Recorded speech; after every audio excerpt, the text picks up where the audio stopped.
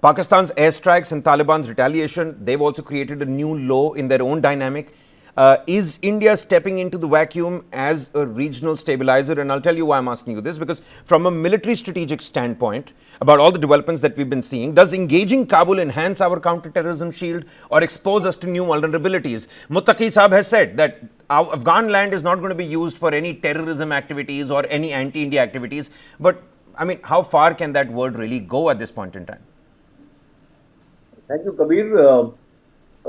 First of all, I must compliment you on a very well-researched opening narrative. Well, I do always, I do like to, share that credit with my own team as well. I must take some name.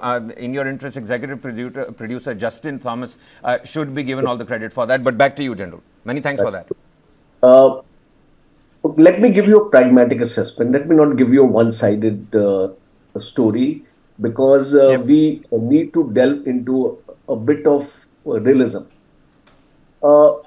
First, we need to understand that Afghanistan is very, very strategically poised in South Asia. It's a gateway to Central Asia, and it is very important to engage Afghanistan, especially at a point, because you must see the timing right now. China has already made inroads there, and recently in China there was a meeting of the Afghan foreign minister and the Pakistan foreign minister, trying to get them closer to each other, because China's intention, is to expand itself with the CPEC and other areas into Afghanistan, and there is a lot to get in. You talked about the rare earth material and things like that. And also, I will take you back to 2021, when the Taliban came, I think 15 August 2021. General Faiz Hamid made a statement in a press conference at Hotel Zarina that with this kind of relationship with the Taliban, Pakistan gets strategic depth. So, from the military point of view, you need to understand that it was a very, very major statement being made by the chief of the ISI, and he had no business to be there, but he was there, and he was responsible for the formulation or the initial settling down of the Taliban government. So there are major issues right now.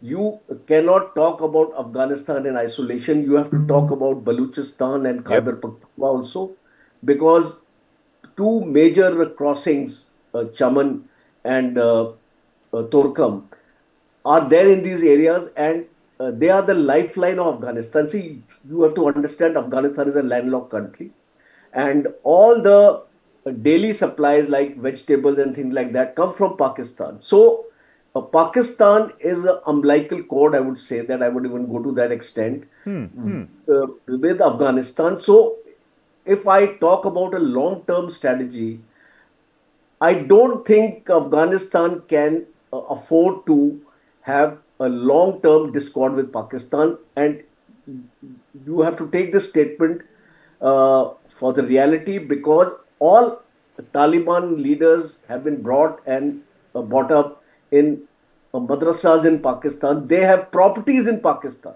So the individual interest will always play in the decision making. That is point number one. And now coming to this, India's strategic interest, I don't think militarily India will influence anything there, but certainly India wants to be there. No, but Taliban's assurances on not allowing Afghan soil for anti-India activity, are those credible or tactical statements? I mean, what side of the divide do they fall on, according to you, right General?